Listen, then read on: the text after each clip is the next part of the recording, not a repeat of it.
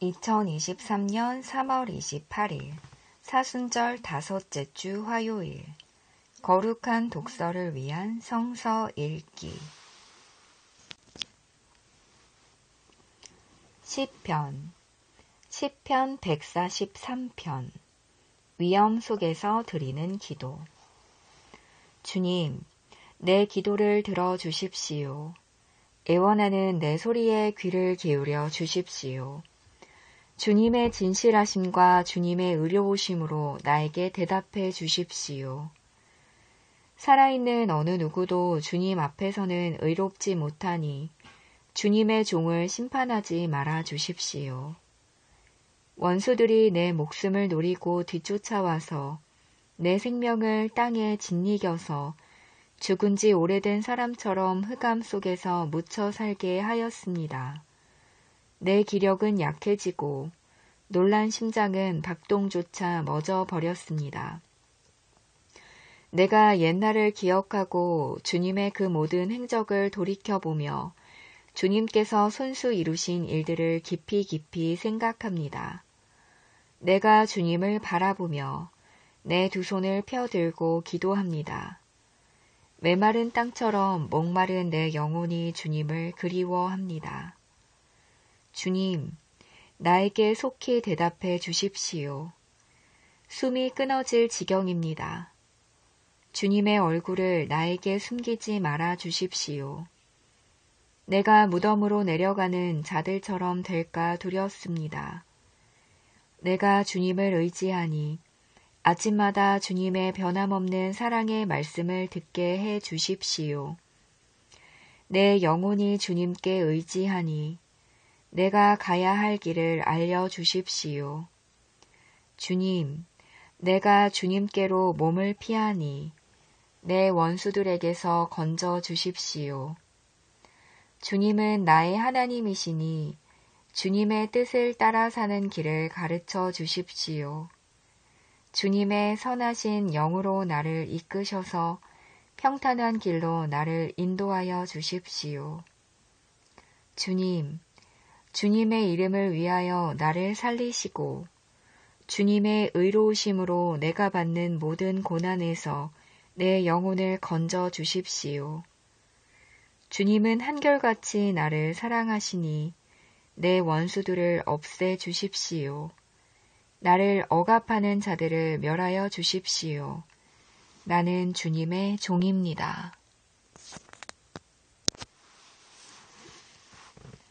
제1독서 열왕기하 4장 엘리사와 수넴 여인 그 아이가 자랐는데 하루는 그 아이가 자기 아버지가 곡식 빼는 사람들과 함께 곡식을 거두고 있는 곳으로 나갔다. 갑자기 그 아이가 아이고 머리야 하면서 아버지가 듣는 데서 비명을 질렀다. 그의 아버지는 함께 있는 젊은 일꾼더러 그 아이를 안아서 어머니에게 데려다 주라고 일렀다. 그 일꾼은 그 아이를 안아서 그의 어머니에게로 데리고 갔다. 그 아이는 점심때까지 어머니의 무릎에 누워 있다가 마침내 죽고 말았다. 그러자 그 여인은 옥상으로 올라가서 하나님의 사람이 눕던 침대 위에 그 아들을 눕히고 문을 닫고 나왔다. 그리고 그 여인은 남편을 불러서 이렇게 말하였다. 일꾼 한 사람과 암나귀 한 마리를 나에게 보내주십시오. 내가 얼른 하나님의 사람에게 다녀오겠습니다.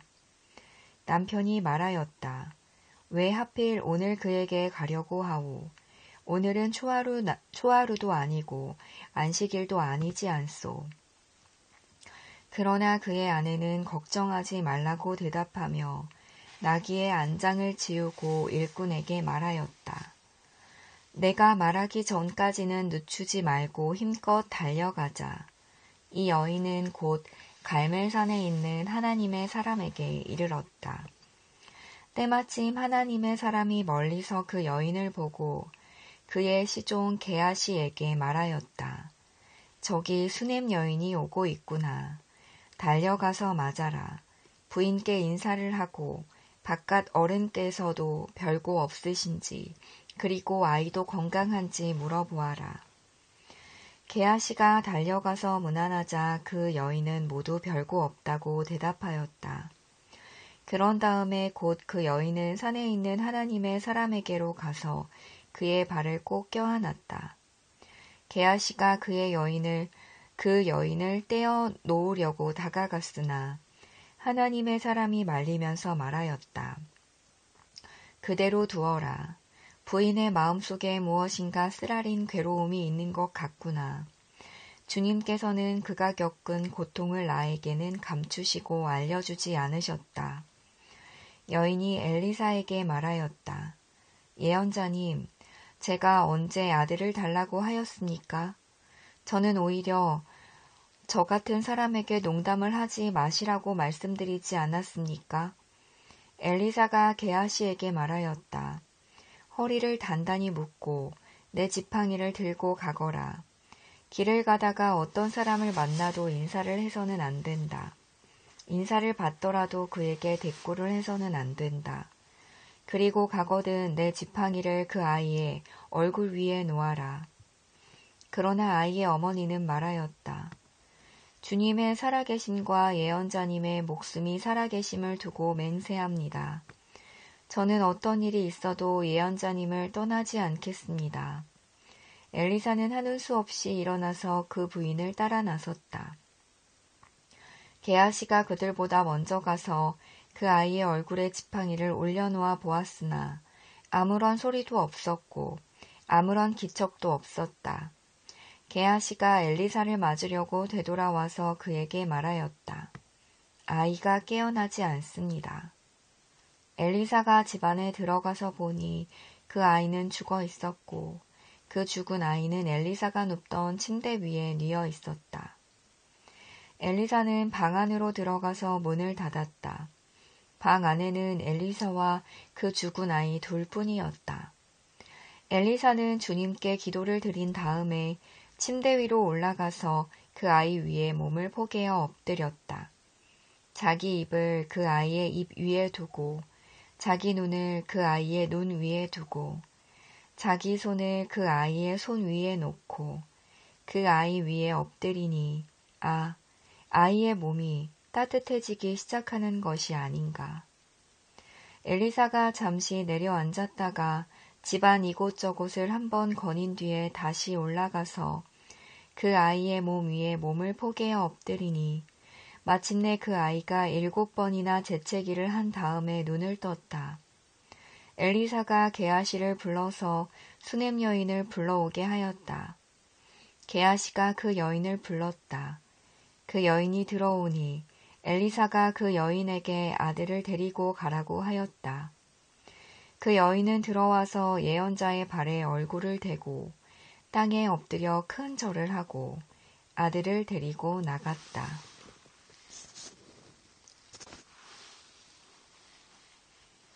제2독서 에베소서 2장 사망에서 생명으로 옮기다. 여러분도 전에는 허물과 죄로 죽었던 사람들입니다. 그때 여러분은 허물과 죄 가운데에서 이 세상의 풍조를 따라 살고 공중의 권세를 잡은 통치자, 곧 지금 불순종의 자식들 가운데서 작용하는 영을 따라 살았습니다.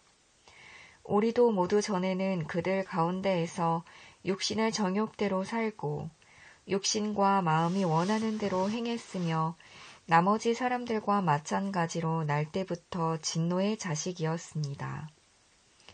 그러나 하나님은 자비가 넘치는 분이셔서 우리를 사랑하신 그 크신 사랑으로 말미암아 범죄로 죽은 우리를 그리스도와 함께 살려주셨습니다. 여러분은 은혜로 구원을 얻었습니다. 하나님께서 그리스도 예수 안에서 우리를 그분과 함께 살리시고 하늘에 함께 앉게 하셨습니다. 그것은 하나님께서 그리스도 예수 안에서 우리에게 자비로 베풀어 주신 그 은혜가 얼마나 풍성한지를 장차 올 모든 세대에게 드러내 보이시기 위함입니다. 여러분은 믿음을 통하여 은혜로 구원을 얻었습니다. 이것은 여러분에게서 난 것이 아니요 하나님의 선물입니다. 행위에서 난 것이 아닙니다. 그러므로 아무도 자랑할 수 없습니다. 우리는 하나님의 작품입니다. 선한 일을 하게 하시려고 하나님께서 그리스도 예수 안에서 우리를 만드셨습니다. 하나님께서 이렇게 미리 준비하신 것은 우리가 선한 일을 하며 살아가게 하시려는 것입니다. 아멘.